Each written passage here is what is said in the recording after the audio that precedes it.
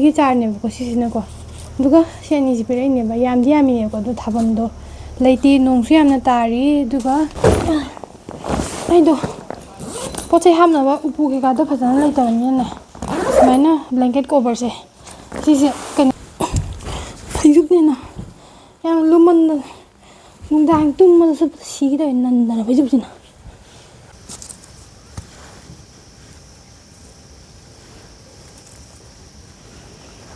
Good morning everyone, welcome back to my channel again and khurumjari kuzuzang boy namaste. Ngasi ni misi amna tali pung nipan khai tare ko tum ho ko pung nipan tare ko ngrang dang tum be adabagi no adum tar le bu ko numi chu yamna khangde numi marini sure bu ko samaina dum nong manga ga nong chura dum le reise nong su kana ta bana ta bu ko dum chili chili tar le bu do samaina do bu ko मोजा उछल्लेने नत्रदि इङ भाउरेदैन को कुइड्रि पनि था October था हरकपतो second Wick दाइ भाउत तुम सारम बनेबको अदुगा हप्ता अमा खरे नुमि 10 निमु सुरमालेको खगिङ इङसल्लेबको सिदा लेचिङ खुथाम तवे मा पान्दा बित कयाम याउदि बजार सु चलु ड्रे ngरang सु सिक्किम दा मिगै कोइबा लाक्पा हौनारा कान्दा मिगै कोइबा फैनाम लाग्नारेबको टुरिस्ट की गाडी म्याम अदुगा नोंग अमु चुसले अमु किरमनि मिगै थ नोंग तादि लम्बी फतेना दु नमु सो नोंग सु ता लैरे के दौडी दुना ngasi gi oina chak thongge दुगा चाथोरगे दुगा ngasi क्लास लैबको ngasi से सैटरडे ओरमनि बको अदुना सी क्लास लैए नुथिन चुपा दुगा आइजि थबक याम तौनिंगनेबको मिना आइगोंदा केनो तौवने पिरकपा हाइदि तिलौ थानबदो दु चार पिरकनेबको दु कोबी सु पिरकने मिना दु सु थाजनगे तौने दो नोंग अदुम जु लैरमनिना थाबसि याद्रेदनको येंगनगे कोमा पान्दा यो लचिन थारि मैम से नोंग खरा खरा हांगकपैनि को सिगि मतांगसे नत्रदे दुम नोंग जु नुंगदांग चुपा नोंग जुरा दुम लैबको ngरangdegi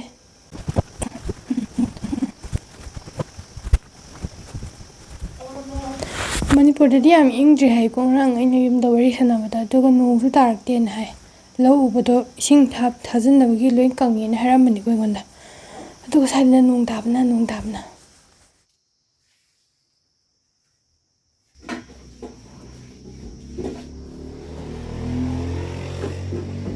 kobi gi charne ko sisina ko duga shani ji pere ne ba yamdi yamine ko du thabamdo leiti nongsu yamna tari duga सिसिना केनो दो हंगाम मुला दो दुदुगा मेथी ने को सिसे को मेथी मना द जाबि आइदन को दुना हंगाम मुला जि जो मुला जाबे खतंग न तबि को मना दो गुंदुक सेमगा जाबि आबने को अदुगा हंगाम मुला दु सुगारा गांदा केनो गुंदुक सेम बद माने सेम तारदे सिंकी याब्र करम हाबने को से नेपाली को दु जाबि आबने दुगा सेजु याम लैरि दो मोरो अखंग बदो केनो दुने को सिसे दल्ले खरसानी दुने को अखंग बदो सिसो आचार सेम के तबने बदो ngasi sangaroi सिदो क्लास लेबको अदुना मोरोक सिने चनमने अदुगा सेसमी सीड तो अदुने अदुगा आइदि विनेगर खतंग हापगा थाव ता थो लोइरेबको सिसे आइदि ग्राइंड तौर कांदा को अदुना सिगी आचार सेमगी वीडियो तो आई सेमा रोगे YouTube तो ने सेमा रोगे दुना आइगी Facebook नत्रगा Instagram दा फॉलो तो बमी गइदि उरनि को इन Facebook Instagram ने थागलाके बको सिगी आचार सेमगी तो अदुना आइना थाजब कनो दुनिको 10 कुस्तो खुचा त सिले इस्कुस हाइबको सिक्किमदा अदुना सिसिना कनो दो असंग मनेबको अदुगा अंगौबसु होबने दुगा अंगौबा ओरा कांदा कनो तौदो तिंखंग पानदंग तौदो दुसु हाइबको अदुगा यामना चाहौदे दुना इन हेलक्तेबको हना सिगे चा नान मोइनि युमदा लाक्पा कांदको अखोइ इमादो कनो तौदो भाइ तारे मादो अदुकान्दा तिलौ चनम के कांदा चादेबको दु माना चानिंगमे इंजाम सु फंगदेना मादो 10 कुस चागेन हाइ भाइ तारे अदुगा 10 कुसु थिबु चलेबको अदुगाने सुंपुं तुबि पा कनो तौबदो यादि यामना कन्ना सु लीदबा तिनगुमा मैम जाबदो दुंगु मैम लेरमेबको नम्बोल बजारदा दो इमाना साइदा 10 कुसे फजना कनो तौदबरा न हंगे बेंगोन मी याम चानदबरा मी याम थानादबरा हैना दुगा सिगे खामेन याम पामेबको खोइ मादो aina ngarang kaino tawni ngarang sida yonba laibako mido hadi hinjana pi yonba dum chane bako saida aduna yonba lakpada lehaurini sise ꯀꯦꯖꯤꯗ ꯂꯨꯄꯥ 60 ꯄꯤꯌꯦꯕꯀꯣ ꯑꯗꯨꯒ ꯁꯤꯁꯦ ꯀꯩꯅꯣꯗꯣ ꯄꯣꯡ ꯍꯋꯥꯏ ꯃꯔꯨꯗꯨꯅꯦꯕꯀꯣ ꯁꯤꯁꯦ ꯑꯗꯨꯅ ꯏꯃꯥꯒꯤ ꯑꯣꯏꯅ ꯁꯤꯁꯦ ꯀꯩꯅꯣ ꯊꯣꯡꯒꯦ ꯇꯛꯈꯥꯏꯔꯒ ꯃꯍꯤ ꯊꯣꯡꯕꯗꯣ ꯍꯋꯥꯏ ꯊꯣꯡꯒꯦꯕꯀꯣ ꯑꯗꯨꯒ ꯑꯩꯒꯤ ꯑꯣꯏꯅ ꯁꯤ ꯍꯪꯒꯥꯝꯁꯦ ꯑꯣꯏꯅ ꯊꯣꯡꯗꯣꯛꯑꯒꯦ ꯍꯪꯒꯥꯝꯁꯦ ꯄꯠꯈ꯭ꯔꯗꯤ ꯄꯥꯝꯃꯨꯏꯗꯅꯀꯣ ꯑꯗꯨꯅ ꯋꯤꯟꯇꯔ ꯃꯇꯝ ꯌꯧꯁꯜꯂꯛꯄꯁꯦ ꯊꯥꯏꯅ ꯑꯩꯈꯣꯏꯅ ꯀꯩꯅꯣ ꯇꯧꯔꯤꯉꯩꯗ ꯌꯨꯝꯗ ꯂꯩꯔꯤꯉꯩꯗ ꯌꯨꯝꯒꯤ ꯃꯤ ꯃꯌꯥꯝ ꯑꯃ ꯆꯥꯛ ꯊꯣꯡꯕ ꯂꯣꯏꯔꯀꯥꯟꯗ ꯁꯨꯃꯥꯡꯗ ꯄꯨꯊꯣꯛꯑꯒ ꯅꯨꯡꯁꯥ ꯌꯥꯏꯔꯒ ꯆꯥꯕꯗꯣ ꯑꯗꯨꯒ ꯍꯧꯖꯤꯛꯇꯤ ꯌꯣꯡꯆꯥꯛ ꯈꯔ ꯆꯥꯅꯕ ꯃꯇꯝꯁꯨ ꯌꯧꯔꯛꯑꯃꯅꯤꯗꯅꯀꯣ ꯑꯗꯨꯅ ꯌꯣꯡꯆꯥꯛ ꯈꯔ ꯇꯧꯔꯀꯥꯟꯗ ꯁꯤꯡꯖꯨꯒ ꯁꯨꯔꯀꯥꯟꯗ ꯁꯨꯃꯥꯡꯗ ꯅꯨꯡꯁꯥ ꯌꯥꯏꯔ ꯆꯥꯕꯗꯣ ꯑꯗꯨꯝ ꯅꯤꯡꯁꯤꯡꯉꯦ ꯍꯧꯖꯤꯛꯀꯥꯟꯁꯦ ꯑꯩꯅ ꯁꯤꯗ ꯁꯤꯀꯤꯝꯗ ꯍꯦꯛ ꯂꯥꯛꯄꯗꯒꯤꯀꯣ ꯃꯤꯈꯩꯁꯦ ꯍꯥꯏꯗꯤ ꯌꯨꯝ ꯑꯃꯗ ꯑꯩꯈꯣꯏ ꯑꯗꯨꯃꯥꯏꯅ ꯏꯅꯝꯃ ꯍꯣꯏ ꯑꯩꯈꯣꯏ ꯇꯥꯆꯧ ꯍꯣꯏ ꯃꯤ ꯃꯌꯥꯝ ꯑꯃ ꯆꯥꯛ ꯊꯥꯡꯉꯒ ꯆꯥꯅꯕꯗꯣ ꯑꯗꯨꯃꯥꯏꯅ ꯀꯅꯥꯝ ꯆꯥꯅꯗꯦꯕꯀꯣ ꯁꯤꯗ ꯍꯥꯏꯗꯤ ꯏꯁꯥꯒꯤ ꯃꯔꯤ ꯃꯇꯥ ꯂꯩꯇꯕꯒꯤꯔ ꯈꯪꯗꯦꯕꯀꯣ ꯑꯩꯅ ꯂꯩꯕ ꯖꯒꯥꯁꯤꯗ ꯑꯗꯨ ꯅꯠꯇ ꯇꯥꯔꯗꯤ ꯑꯩꯈꯣꯏꯔꯣꯝꯗꯗꯤ ꯑꯗꯨꯝ ꯆꯥꯅꯩꯗꯅꯀꯣ ꯌꯨꯝꯊꯪꯅꯕ ꯑꯩꯈꯣꯏ ꯄꯨꯄꯨꯍꯣꯏ ꯂꯩꯔꯤ ꯏꯕꯣꯏ ꯂꯩꯔꯤ ꯑꯗꯨ ꯃꯌꯥꯝꯗꯣ ꯆꯥꯛ ꯆꯥꯔꯁꯤ ꯂꯥꯛꯑꯣꯅ ꯍꯥꯏꯔꯒ ꯁꯨꯃꯥꯡꯗ ꯊꯥꯡꯗꯣꯛꯑꯒ ꯄꯨꯟꯅ ꯆꯥꯃꯤꯟꯅꯩꯗꯅ ꯃꯣꯏꯅ ꯊꯣꯡꯉꯛꯄ ꯑꯩꯈꯣꯏꯅ ꯊꯣꯡꯉꯛꯄ ꯃꯌꯥꯝꯗꯣ ꯑꯗꯣ ꯁꯤꯗꯗꯤ ꯀꯅꯥꯝꯇ ꯑꯗꯨꯃꯥꯏꯅ ꯆꯥꯛ ꯆꯥꯅꯕ ꯎꯗꯦꯕꯀꯣ ꯑꯩꯅ ꯂꯩꯔꯤ ꯖꯒꯥꯁꯤꯗꯅ ꯑꯩꯒꯤ ꯅꯨꯄꯥꯒꯤ ꯐꯦꯃꯤꯂꯤꯒꯤ ꯃꯆꯤꯟ ꯃꯅꯥꯎꯗꯣ ꯀꯌꯥ ꯂꯩꯇꯕꯅꯤꯅꯀꯣ ꯅꯨꯄꯥꯁꯨ ꯃꯇꯣꯟꯗꯅꯤꯗꯅ ꯑꯩ ꯅꯨꯄꯥꯗꯣ ꯑꯗꯨꯅ ꯌꯥꯝ ꯂꯩꯇꯕꯅꯤꯅ ꯑꯩꯅ ꯆꯥꯎꯔꯛꯄ ꯏꯃꯨꯡꯗꯨꯒꯗꯤ ꯑꯩꯅ ꯁꯤ ꯂꯩꯔꯤ ꯏꯃꯨꯡꯁꯤꯒꯗꯤ ꯌꯥꯝ ꯈꯦꯠꯅꯔꯦꯀꯣ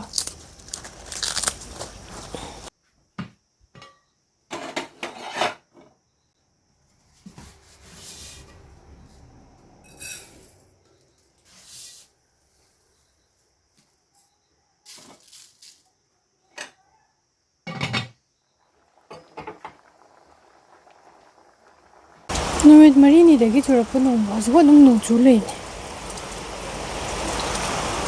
ꯂꯤꯁꯤꯡꯒ ꯑꯃꯨꯛ ꯊꯥꯖꯤꯜꯂꯦ ꯇꯧꯔꯤꯁꯦ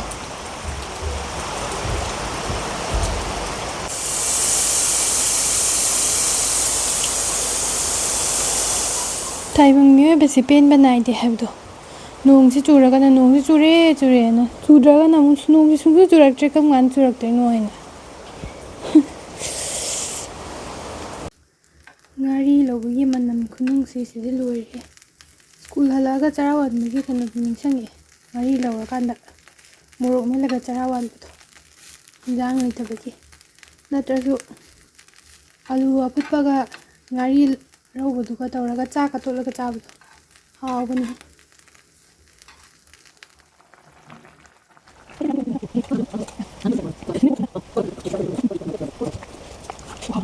ꯂꯩꯆꯤꯟ ꯈꯨꯊꯥꯁꯦ ꯌꯦꯡꯉꯨꯅꯦ ꯑꯩꯒꯤ ꯊꯣꯡꯅꯥꯎꯗꯒꯤ ꯅꯍꯥꯟꯈꯩ ꯐꯖꯅ ꯆꯤꯡ ꯀꯩꯀꯥ ꯃꯌꯥꯝ ꯂꯩꯕ ꯎꯕꯗꯣ ꯉꯁꯤꯗꯤ ꯑꯝꯇ ꯎꯗ꯭ꯔꯦ ꯌꯦꯡꯉꯣ ꯂꯩꯆꯤꯟ ꯃꯌꯥꯝꯁꯤꯅ ꯂꯣꯏꯔꯦ ꯃꯈꯥꯒꯤ ꯀꯩꯅꯣꯗꯨꯁꯨ ꯎꯗ꯭ꯔꯦ ꯌꯦꯡꯉꯣ ꯃꯣꯅꯥꯁꯇ꯭ꯔꯤ ꯑꯃ ꯂꯩꯕꯗꯣ ꯑꯗꯨꯁꯨ ꯎꯗ꯭ꯔꯦꯕꯀꯣ ꯑꯩꯗꯣ ꯉꯁꯤ ꯀ꯭ꯂꯥꯁ ꯂꯩ ꯍꯥꯏꯔꯒ ꯂꯩꯔꯝꯗ꯭ꯔꯦ ꯁꯦꯔꯥꯟ ꯇꯨꯔꯥꯟ ꯌꯦꯡꯗꯣꯏ ꯂꯩꯔꯝꯃꯦ ꯉꯁꯤ ꯁꯦꯇꯔꯗꯦꯅꯤꯗꯅꯀꯣ ꯗꯦꯠ 2ꯗ ꯑꯣꯏ ꯂꯩꯔꯝꯃꯦ ꯉꯁꯤꯕꯨ ꯗꯦꯠ 1ꯅꯤꯗꯅ ꯑꯗꯨꯅ ꯀ꯭ꯂꯥꯁ ꯂꯩꯔꯝꯗ꯭ꯔꯦ ꯑꯗꯨꯅ ꯑꯩ ꯋꯤꯟꯇꯔꯒꯤ ꯐꯤꯔꯣꯜ ꯈꯔ ꯂꯧꯊꯣꯛꯀꯦ ꯂꯣꯏ ꯑꯣꯟꯅꯈ꯭ꯔꯦ ꯁꯤꯒꯨꯝꯕ ꯖꯦꯀꯦꯠꯁꯦ ꯑꯃ ꯂꯩꯅꯤꯡꯕꯀꯥꯟꯗ ꯀꯩꯅꯣ ꯇꯧꯗꯦ ꯁꯤꯁꯦ 2-in-1ꯅꯦꯕꯀꯣ ꯁꯣꯝ ꯅꯥꯀꯟꯒꯤ ꯂꯤꯠꯄꯁꯨ ꯌꯥꯏꯗꯅꯀꯣ ꯄꯣꯀꯦꯠꯁꯨ ꯌꯥꯎꯋꯦ ꯑꯗꯨꯒ ꯁꯣꯝ ꯅꯥꯀꯟꯒꯤ ꯂꯤꯠꯄꯁꯨ ꯌꯥꯏꯑꯕꯀꯣ ꯑꯩꯈꯣꯏ ꯏꯃꯥꯅ ꯑꯩꯉꯣꯟꯗ ꯂꯩꯔꯒ ꯄꯤꯔꯛꯄꯅꯦꯕꯀꯣ ꯍꯧꯖꯤꯛ ꯑꯃꯐꯥꯎ ꯂꯩꯔꯨꯗ꯭ꯔꯦ ꯑꯗꯨꯒ ꯑꯩꯈꯣꯏꯔꯣꯝꯗ ꯁꯦꯠꯅꯕꯗꯣ ꯀꯩꯅꯣꯗꯣ ꯐꯤ ꯑꯃꯟꯕꯅ ꯇꯨꯕ ꯐꯅꯦꯛꯇꯣ ꯁꯤꯁꯦ ꯄꯤꯈꯥꯎꯒ ꯄꯥꯟꯕꯗꯣ ꯅꯍꯥꯟ ꯃꯣꯏꯅ ꯃꯅꯤꯄꯨꯔꯗ ꯆꯠꯄ ꯀꯥꯟꯗ ꯑꯍꯥꯟꯕ ꯆꯠꯄꯗꯁꯨ ꯈꯔ ꯄꯨꯔꯛꯄꯅꯦꯕꯀꯣ ꯑꯗꯣ ꯍꯟꯗꯛ ꯆꯠꯂꯨꯕꯗꯨꯗꯁꯨ ꯈꯔ ꯄꯨꯔꯛꯄꯅꯦ ꯂꯨꯝꯁꯨ ꯂꯨꯝꯃꯤꯗꯅꯀꯣ ꯅꯨꯡꯉꯥꯏꯅ ꯑꯩꯈꯣꯏ ꯏꯃꯥꯗꯤ ꯁꯤ ꯑꯗꯨꯝ ꯁꯦꯠꯂꯦꯕꯀꯣ ꯑꯗꯨꯅ ꯋꯤꯟꯇꯔꯒꯤ ꯐꯤꯔꯣꯜ ꯈꯛꯇ ꯂꯧꯊꯣꯛꯎꯒꯦ ꯁꯤꯒꯤꯁꯦ ꯀꯩꯅꯣ ꯇꯧꯗꯦꯕꯀꯣ ꯃꯈꯨꯝꯁꯦ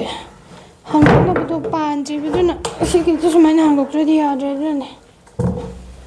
ꯄꯔꯗꯥ भी थोड़ा निकालना था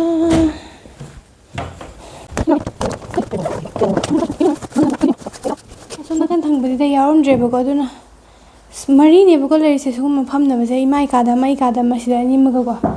ꯑꯗꯨꯒ ꯄꯣꯠ ꯆꯩꯗꯣ ꯈꯪꯗꯦ ꯍꯦꯛꯇ ꯀꯥꯎꯋꯦꯕ ꯀꯔꯝꯕ ꯍꯥꯞꯈꯤꯕꯅꯣ ꯍꯦꯛꯇ ꯀꯥꯎꯋꯦꯕꯀꯣ ꯑꯗꯨꯅ ꯁꯤꯒꯩ ꯂꯧꯊꯣꯛꯑꯦ ꯄꯔꯗꯥ ꯉꯥꯛꯇꯅꯦꯕꯀꯣ ꯑꯗꯨꯒ ꯁꯤꯅ ꯕ꯭ꯂꯦꯡꯀꯦꯠ ꯀꯣꯚꯔ ꯁꯤꯗ ꯑꯃꯨꯛ ꯍꯥꯞꯆꯤꯟꯈ꯭ꯔꯦ ꯀꯩꯅꯣ ꯂꯩꯆꯤꯟ ꯄꯩꯁꯜꯂꯛꯏ ꯃꯌꯥꯝꯁꯦ ꯌꯦꯡꯉꯨꯅꯦ ꯀꯩꯅꯣꯁꯦ ꯊꯨꯅ ꯍꯥꯡꯗꯣꯛꯀꯦ ꯅꯠꯇ꯭ꯔꯗꯤ ꯊꯣꯡꯅꯥꯎꯁꯦ ꯂꯣꯟꯁꯤꯟꯗ꯭ꯔꯗꯤ ꯌꯥꯔꯔꯣꯏ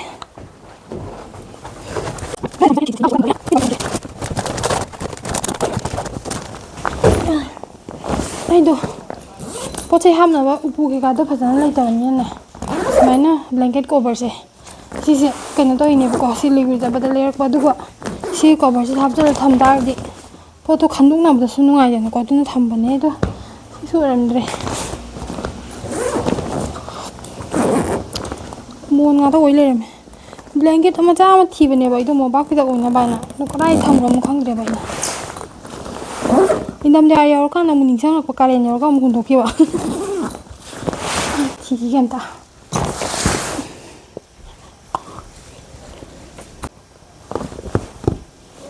susu yaw de ba tawris khajum kumba lai dai na ko winter gumba gi dai na sita doi hapcha thambane ba oh silai de aja bu silai me lo thok na sa gi thi ne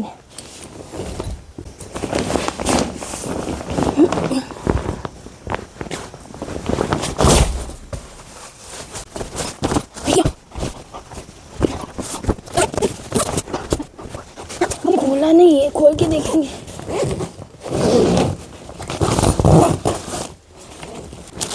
यहाँ blanket को यहाँ छ त यहाँ मणिपुर की dress दुनिया को funny तो अतुबो नहीं ब्लैंकेट कवर खाली है क्या सामान डालना है तो इसमें डालने से होगा बोला हूँ तू प्लाई की फनी मुझे ले जंग नहीं शेलो ने पीक रखा मैंने साफ चल था मैं ये पहनना है वहाँ बना सी दो रहे साना चखाई जरूर अपनी मामू लोग सल लगे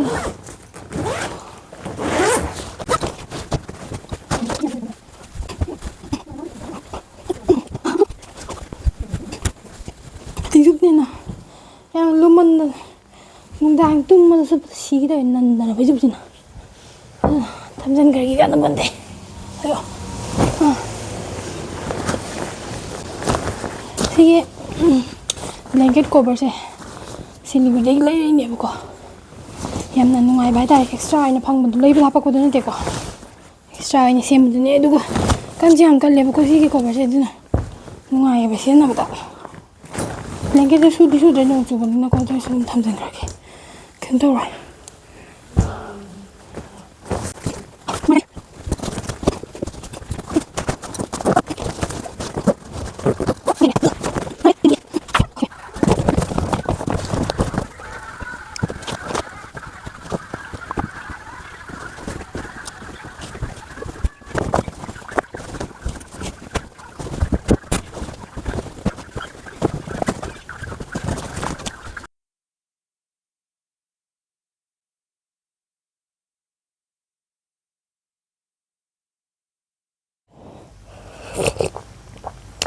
चाना ते कोई न थाई सिंग साबने चागा थमिंग दे उजी कांचे दुगा सिना सेल रोटी केना मिने पिराइबा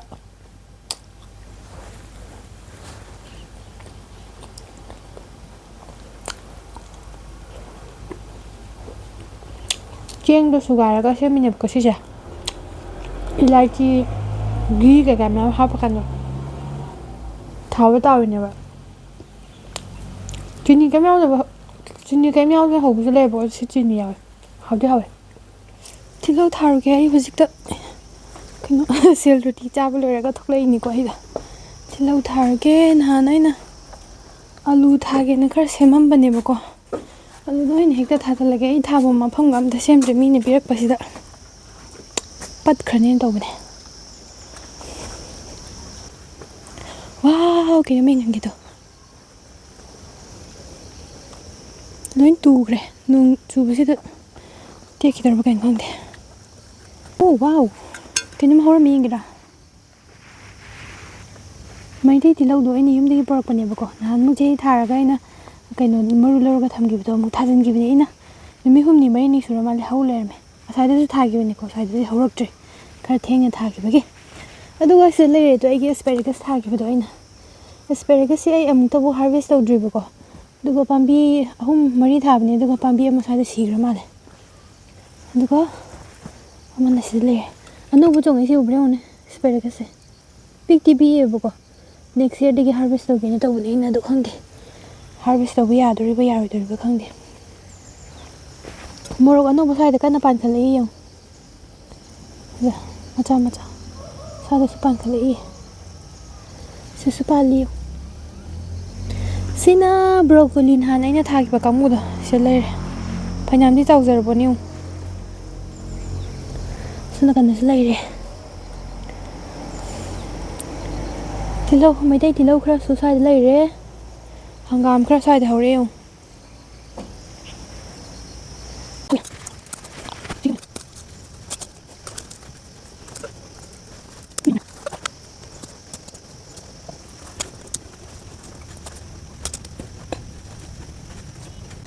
ꯅꯍꯥꯟꯃꯨꯛꯀꯤ ꯃꯃꯥꯡꯒꯤ ꯚꯤꯗꯤꯑꯣꯗ ꯑꯩꯅ ꯊꯥꯈꯤꯕ ꯀꯩꯅꯣꯗꯣ ꯍꯋꯥꯏ ꯁꯦꯟꯗꯥꯡ ꯃꯔꯨ ꯃꯥꯟꯕꯤꯗꯣ ꯁꯨꯃꯥꯏꯅ ꯆꯥꯎꯔꯦ ꯌꯦꯡꯉꯨ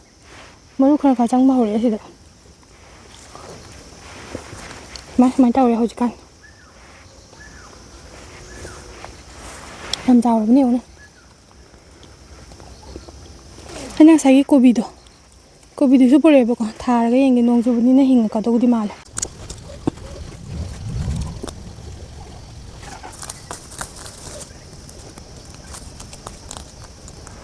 ꯇꯤꯜꯍꯧ ꯊꯥꯕ ꯂꯣꯏꯔꯒ ꯑꯩꯗꯣ ꯂꯥꯛꯏꯅꯦꯕꯀꯣ ꯑꯗꯨꯒ ꯏꯃꯦꯜ ꯆꯦꯛ ꯇꯧꯕ ꯀꯥꯟꯗ ꯀꯩꯅꯣ ꯂꯩꯔꯝꯃꯦꯕꯀꯣ ꯏꯟꯇꯔꯅꯦꯜ ꯑꯦꯁꯦꯁꯃꯦꯟꯒꯤꯔ ꯀꯩꯅꯣꯝꯃ ꯃꯦꯜ ꯑꯃ ꯂꯩꯔꯝꯃꯦꯕꯀꯣ ꯑꯗꯨ ꯑꯦꯁꯦꯁꯃꯦꯟꯗꯣ ꯃꯣꯏꯅ ꯂꯤꯡꯛ ꯑꯃ ꯄꯤꯌꯦꯕꯀꯣ ꯑꯗꯨꯗ ꯆꯪꯉꯀꯥꯟꯗ ꯀꯝꯄ꯭ꯂꯤꯠ ꯇꯧꯑꯣꯅ ꯍꯥꯏꯕ ꯑꯗꯨꯒꯤ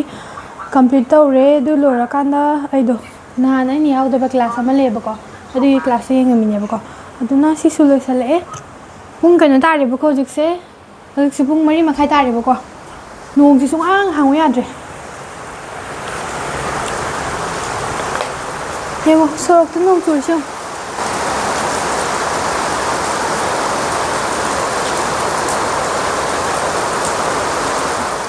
ꯑꯩꯗꯣ ꯉꯁꯥꯏ ꯑꯩꯅ ꯆꯥꯛꯆꯥ ꯇꯣꯛꯑꯒ ꯂꯥꯛꯑꯕꯅꯦꯕꯀꯣ ꯑꯗꯨꯒ ꯑꯩꯗꯣ ꯉꯁꯥꯏꯗꯒꯤ ꯚꯤꯗꯤꯑꯣ ꯏꯗꯤꯠ ꯇꯧꯔꯒ ꯑꯗꯨꯝ ꯂꯩꯊꯣꯛꯎꯔꯕꯀꯣ ꯑꯗꯨꯒ ꯁꯕꯇꯥꯏꯇꯜꯁꯨ ꯍꯥꯞꯀꯦꯅꯀꯣ ꯚꯤꯗꯤꯑꯣꯗꯀꯣ ꯑꯗꯨꯒꯤꯅꯦ ꯑꯗꯨꯒ ꯍꯧꯖꯤꯛꯇꯣ ꯌꯥꯝ ꯏꯪꯁꯜꯂꯦꯕꯀꯣ ꯑꯗꯨꯅ ꯑꯩꯁꯨ ꯇꯨꯝꯍꯧꯔꯒꯦ ꯆꯥꯛ ꯆꯥꯕꯒꯤ ꯚꯤꯗꯤꯑꯣ ꯁꯣꯝ ꯅꯥꯀꯟ ꯆꯠꯄꯒꯤ ꯚꯤꯗꯤꯑꯣ ꯑꯝꯇ ꯅꯝꯗ꯭ꯔꯦꯕ ꯀꯩꯒꯤꯅꯣꯗ ꯅꯣꯡ ꯃꯌꯥꯝ ꯇꯥꯔꯒ ꯂꯩꯕꯒꯤꯀꯣ ꯑꯗꯨꯅ ꯈꯣꯡ ꯈꯨꯠ ꯌꯥꯝ ꯏꯪꯁꯜꯂꯦꯕꯀꯣ ꯑꯗꯨꯅ ꯑꯩ ꯇꯨꯝꯍꯧꯔꯒꯦ ꯄꯨꯡꯕꯨꯗꯤ ꯌꯥꯝ ꯉꯜꯂꯤꯗ ꯄꯨꯡ 7:30 ꯈꯛꯇ ꯇꯥꯕꯗ ꯉꯥꯏꯔꯤꯕꯀꯣ ꯑꯗꯨ ꯑꯣꯏꯔꯁꯨ ꯑꯩ ꯇꯨꯝꯍꯧꯔꯒꯦ ꯑꯗꯨꯅ ꯃꯌꯥꯝ ꯑꯩꯒꯤ ꯉꯁꯤꯒꯤ ꯌꯥꯝꯅ ꯕꯣꯔꯤꯡ ꯑꯣꯏꯕ ꯅꯨꯃꯤꯠꯀꯤ ꯚꯤꯗꯤꯑꯣꯁꯦ ꯂꯣꯏꯕ ꯐꯥꯎ ꯌꯦꯡꯕꯤꯕꯒꯤꯗꯃꯛꯇ ꯊꯥꯒꯠꯆꯔꯤ ꯑꯗꯨꯒ ꯃꯊꯪꯒꯤ ꯚꯤꯗꯤꯑꯣꯗ ꯑꯃꯨꯛ ꯊꯦꯡꯅꯔꯁꯤꯀꯣ ꯁꯣ ꯃꯌꯥꯝ ꯕꯥꯏ ꯕꯥꯏ ꯒꯨꯗ ꯅꯥꯏꯠ